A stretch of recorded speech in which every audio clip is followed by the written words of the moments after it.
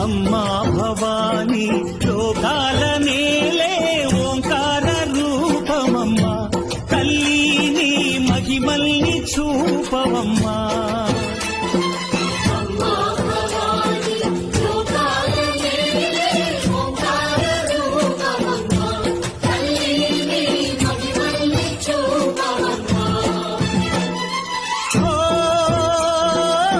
సృష్టికే దీపమా, శక్తికే మూలమా, సింహరథమే నీదమ్మా.